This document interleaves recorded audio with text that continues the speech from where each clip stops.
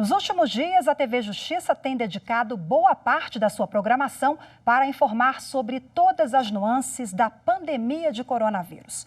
Em pauta hoje, os grupos de risco, as pessoas que estão em situação mais vulnerável. As estatísticas apontam que os idosos, quem tem doenças crônicas, respiratórias, entre outras, estão mais propensas a enfrentar um quadro grave em caso de infecção. Eles têm sido proporcionalmente as maiores vítimas fatais pela Covid-19. Portanto, o cuidado deve ser redobrado e as medidas preventivas ainda mais rigorosas. Esta edição do Especial Coronavírus mostra as consequências da contaminação para esses pacientes. Entenda por que determinados organismos têm menor capacidade de lidar com vírus e bactérias.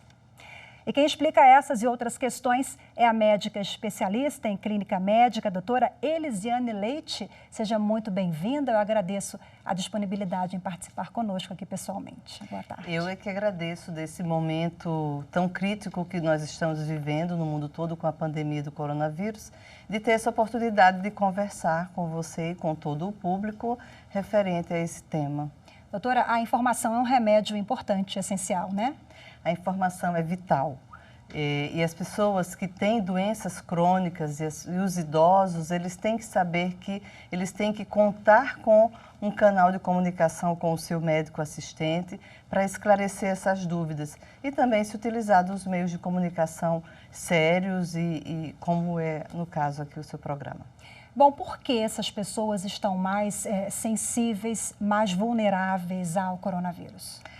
Primeiro, a gente tem que entender como é que se chegou a essa conclusão, né? Se observou durante o episódio lá na China, que foram os primeiros casos, que as pessoas que tinham maior mortalidade eram as pessoas que tinham a faixa etária acima dos 60 anos, especialmente acima dos 80 anos de idade, essa mortalidade aumentou muito mais, e também as pessoas que tinham doenças crônicas, principalmente as doenças cardiovasculares, seguidas do diabetes, das doenças pulmonares, das pessoas que fumavam, né? Então o tabagismo também está envolvido nisso e todas as outras condições que entram no rol das doenças crônicas, as mais conhecidas e as mais frequentes de complicarem no caso dos pacientes com infecção de Covid, não só lá na China, como nós também já temos vários artigos sendo publicados dos casos que estão sendo observados em outros países, como a Itália, de que são as pessoas que têm doença cardiovascular que mais são comprometidas, no caso. E por quê? O sistema imunológico é mais fraco, seria isso? Então, essas doenças crônicas, elas possibilitam, né, permitem que a pessoa já tenha uma resposta imunológica a qualquer outra condição, não especificamente somente ao Covid, comprometida. Então, são pessoas que desenvolvem com mais facilidade complicações se tiverem uma outra infecção, como a influenza, como qualquer outra manifestação viral ou de doença. Então, é uma condicionante já do sistema imunológico que está fragilizado para fazer frente a uma nova infecção. Então, as pessoas com doença crônica têm essa habilidade.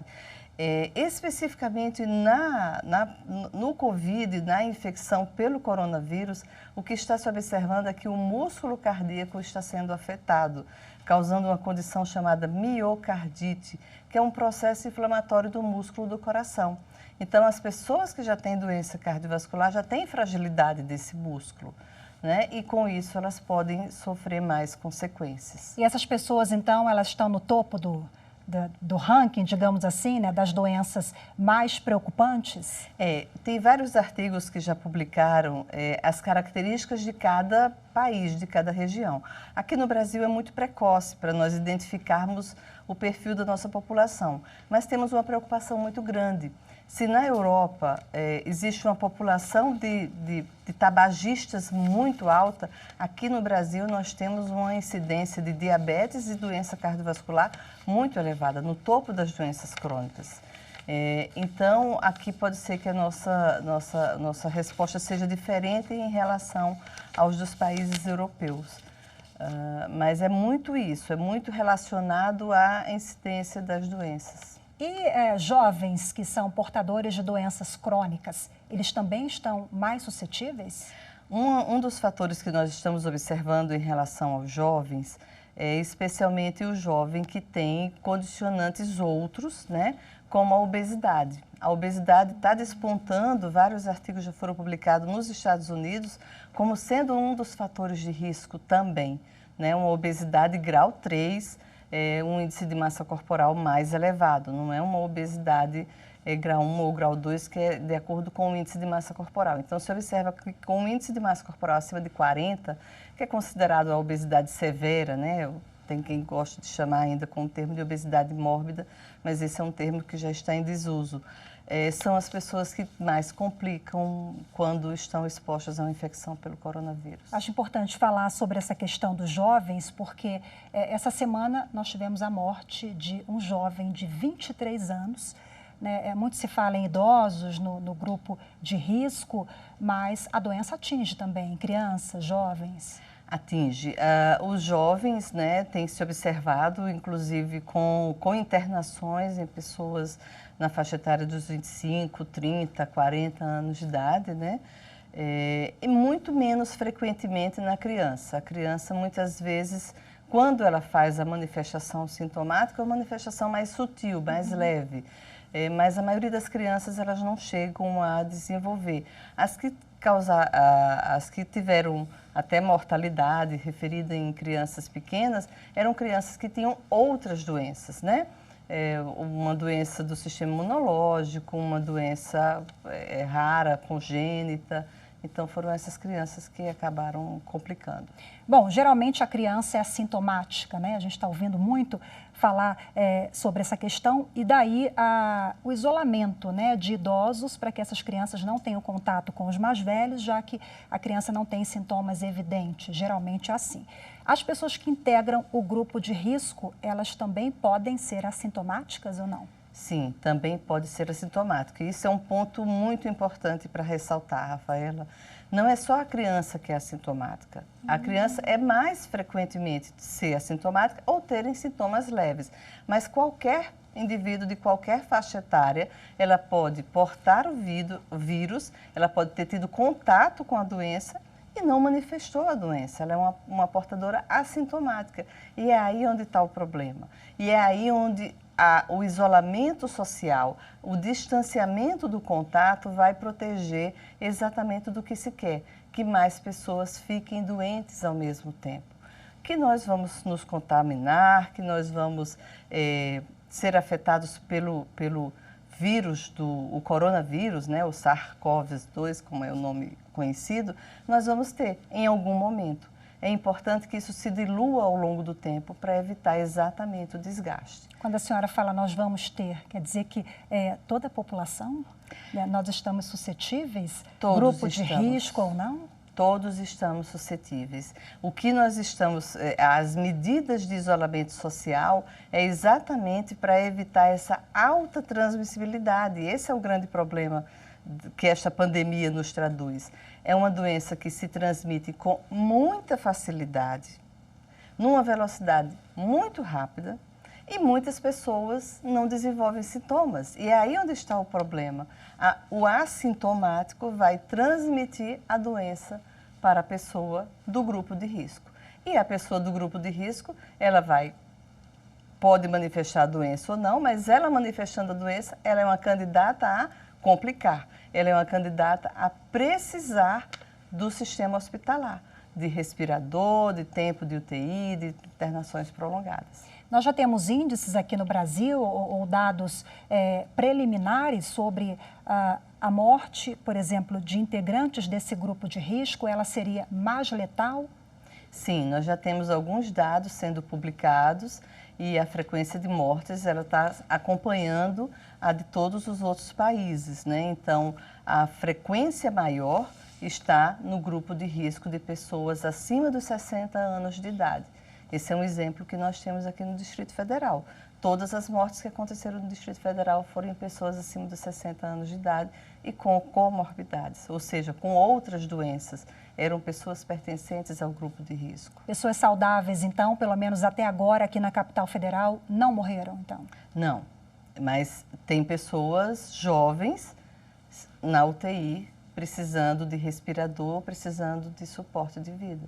Quer dizer, cada caso é um caso, né? A gente não pode colocar tudo no mesmo balaio, porque depende, né? Depende, sim. Eu gostaria até de exemplificar. Recentemente, e essa é uma recomendação que nós damos, né, para todos os pacientes que têm doença crônica, que entrem em contato com o seu médico assistente no momento em que ele tiver os sintomas ou ele souber que ele está acometido.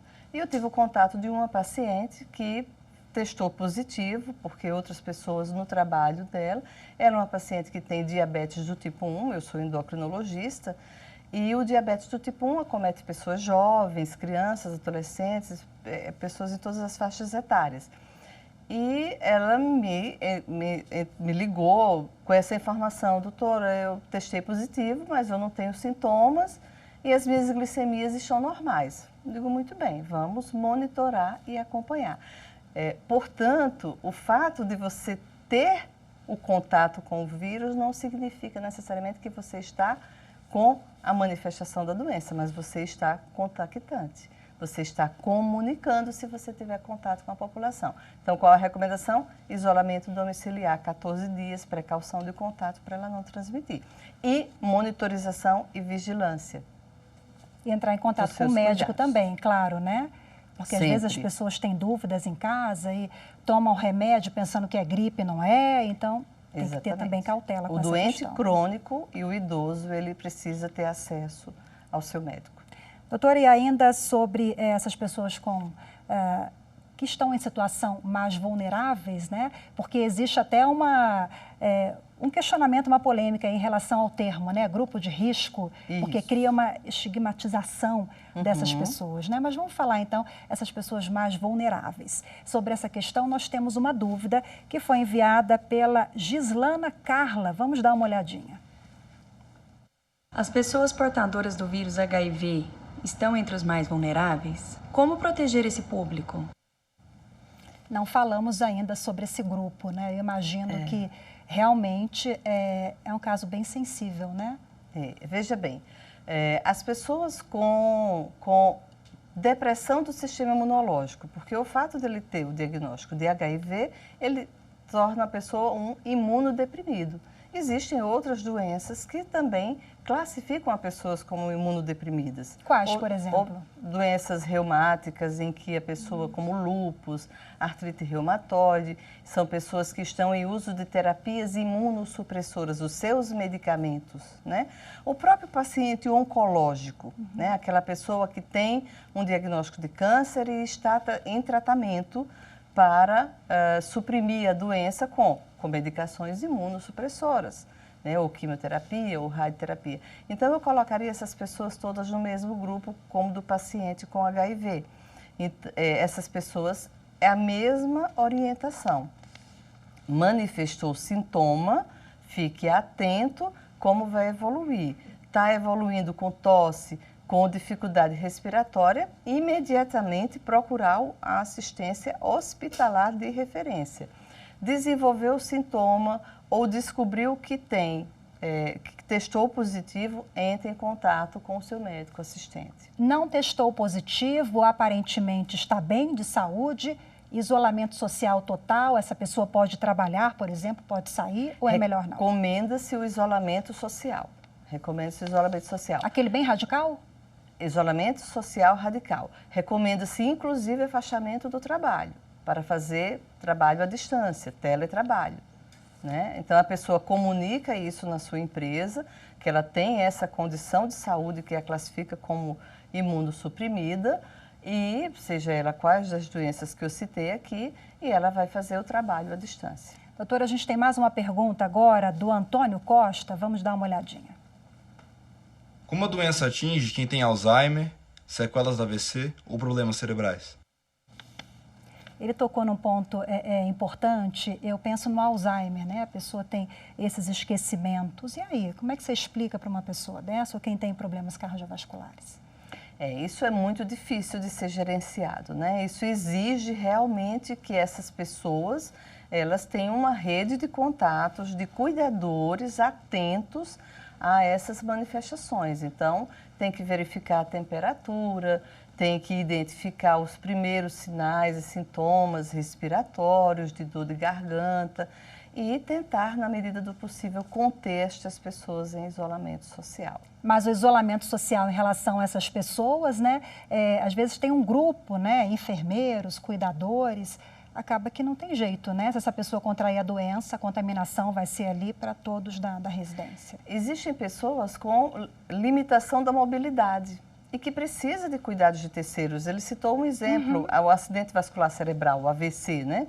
Que é o conhecido como derrame cerebral. São pessoas que precisam de cuidadores. O que se faz? Orienta-se que esses cuidadores redobrem os seus cuidados ao manejar essas pessoas com condição crônica. Então, ao chegar em casa, na casa para trabalhar, né? Tira todo o sapato, a roupa que veio da rua, veste uma roupa própria para trabalhar no ambiente doméstico, faz a asepsia e a higiene de lavar as mãos com mais frequência e com muito cuidado, usa o álcool gel para higienizar as mãos e os instrumentos que vai ter contato com o paciente e faça a higienização do ambiente com a solução de hipoclorito. Então, higieniza o sapato, higieniza o chão e a pessoa pode trabalhar perfeitamente. Então, com essas medidas, é possível, então, evitar a contaminação. Você pode ter contato com alguém, né, contaminado pela Covid-19 e tomando todos esses cuidados, você não contrair a doença, é possível? É possível. E é por essa razão que se tem esse olhar tão cuidadoso, a precaução de contato, né? Além da higiene respiratória. Bom, eu sou uma cuidadora de uma paciente idosa e ela não pode ficar sozinha, mas eu estou com manifestação respiratória. Não é Covid, é um resfriado comum. Qual é o cuidado que eu tenho que ter? Usar máscara.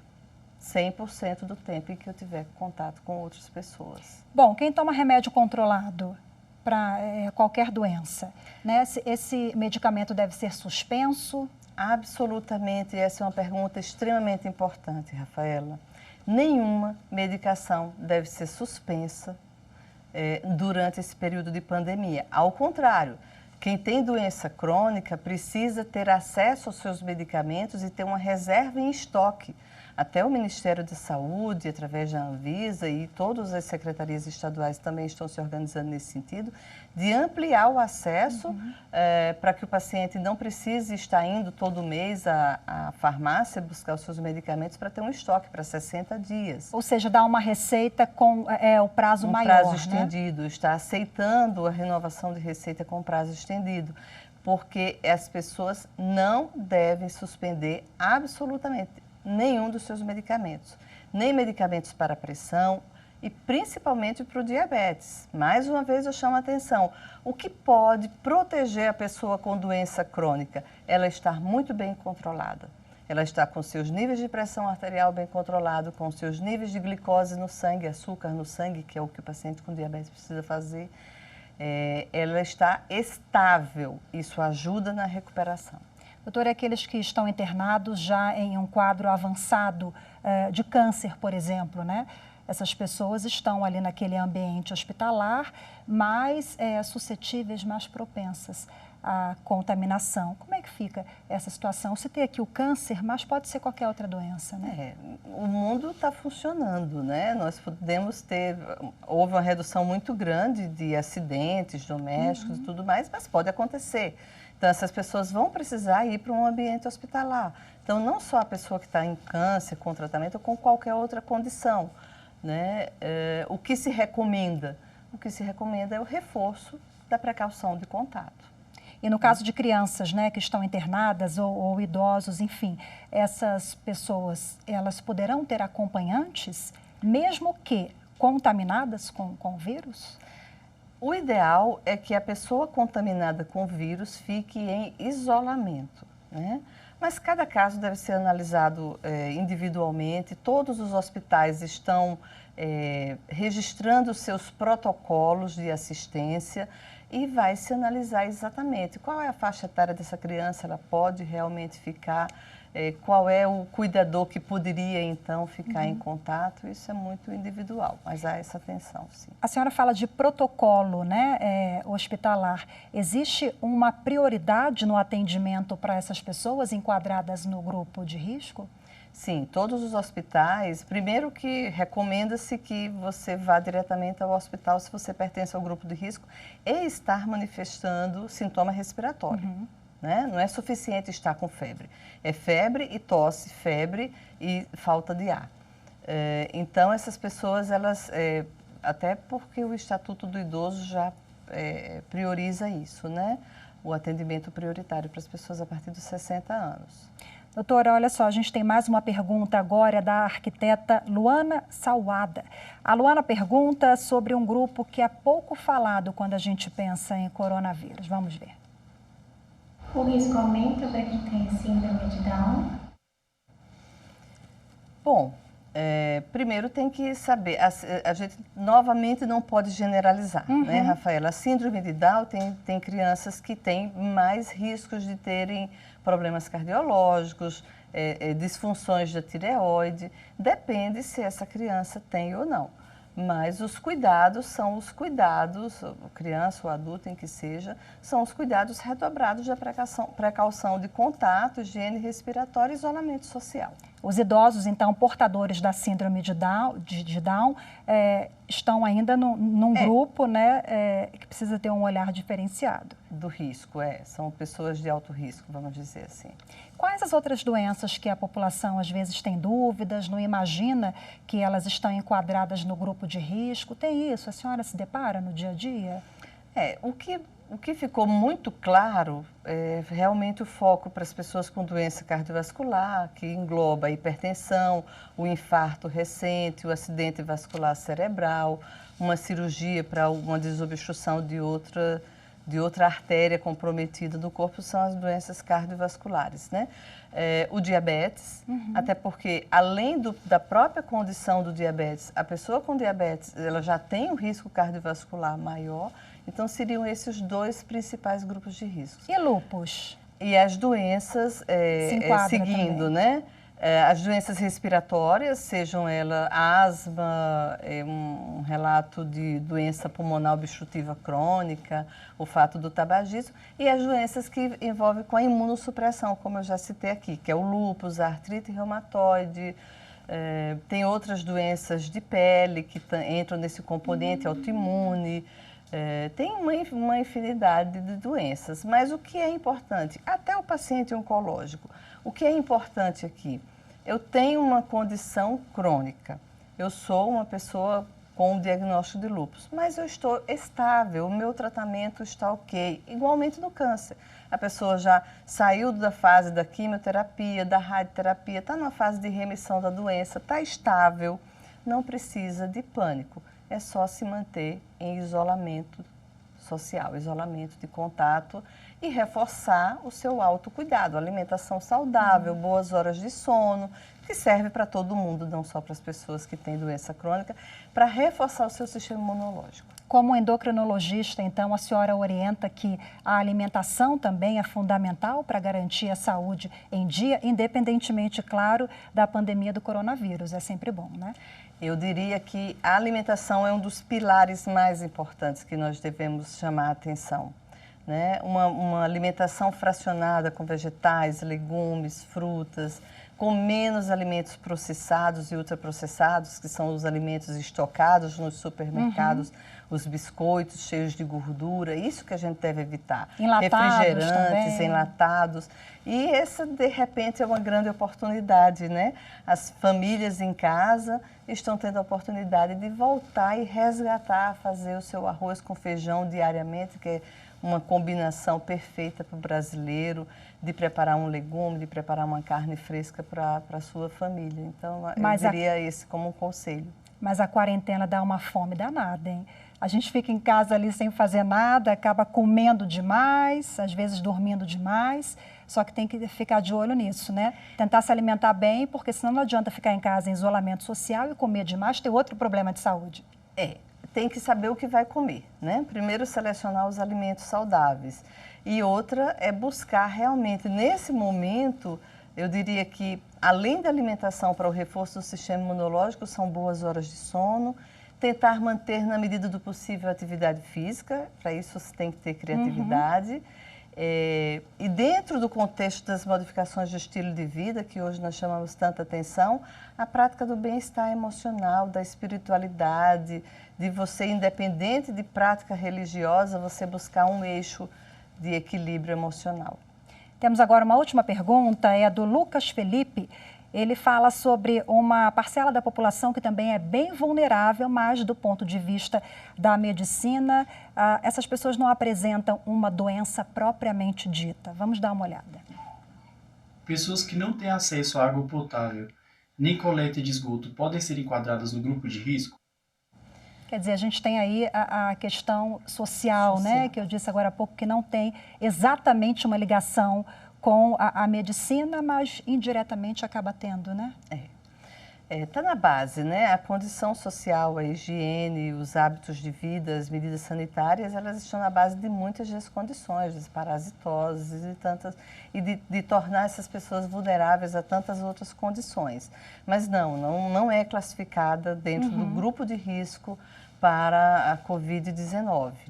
São pessoas que realmente precisam de um olhar cuidadoso para suprir este momento crítico aí do acesso à água para fazer a higiene mínima.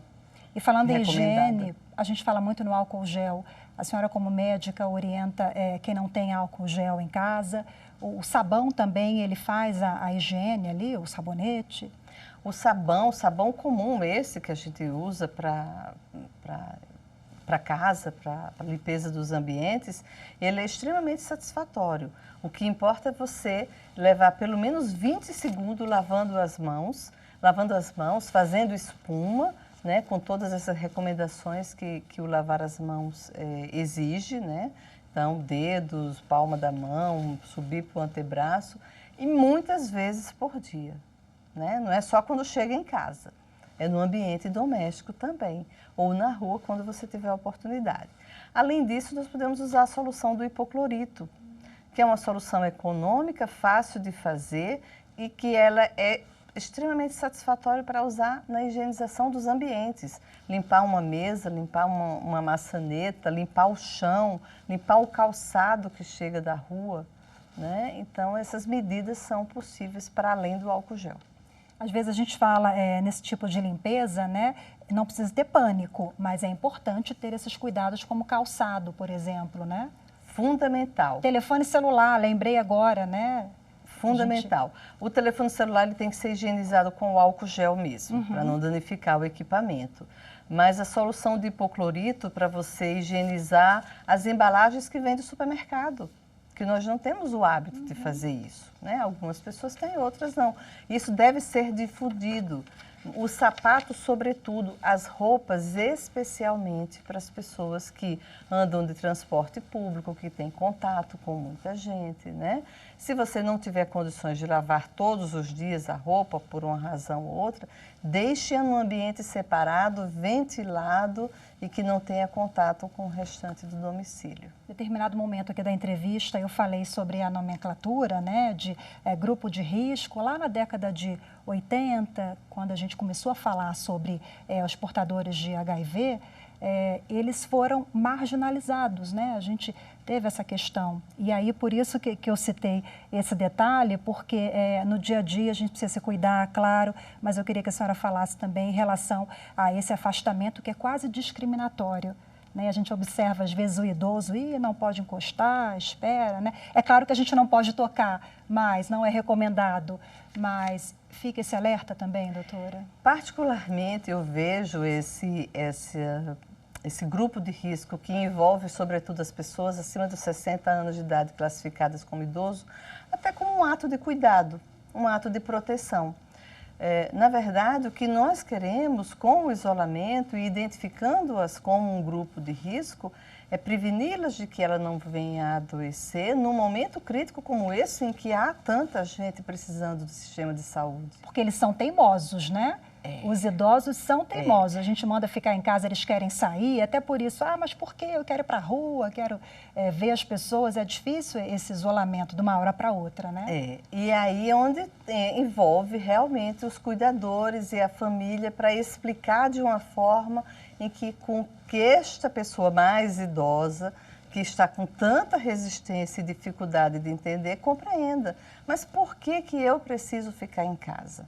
Isso, na verdade, é um zelo, é um cuidado. Nós não queremos que você adoeça, porque se você adoecer, você vai ficar sozinho no hospital, num ambiente de isolamento dentro do hospital, muitas vezes precisando de equipamentos e numa situação de muito mais gravidade. E por quê? Porque tem pessoas que estão carregando o vírus dentro da sua própria casa e sem saber, porque são os portadores assintomáticos, como o nome usa, né? Então, o que se recomenda é fique em casa. São medidas excepcionais, a gente está estranhando, porque, claro, é tudo muito novo, mas vai passar, né, doutora? Sim, vai passar. Nós sabemos que teremos aí algumas semanas críticas aqui no Distrito Federal, então, muito importante manter agora e nas próximas 2 ou 3 semanas esse isolamento social, ficar em casa, restrição de contato o máximo possível, para evitar que esse número de pacientes criticamente doentes aumente muito nas últimas semanas de abril e as primeiras semanas de maio. E evitar também que esse isolamento se prolongue, né? Exatamente. Doutora... Nós temos a expectativa aí que junho, julho, nós estaremos em outro momento. Esperamos boas notícias, né? Doutora Elisiane Leite, muito obrigada pela participação e pela disponibilidade mais uma vez. Eu que agradeço. Muito obrigada. Eu agradeço também a sua audiência, a sua participação aqui no programa. Lembrando que você pode rever esta ou outras edições do Especial Coronavírus no nosso site youtube.com/TV Justiça Oficial. Tchau, tchau.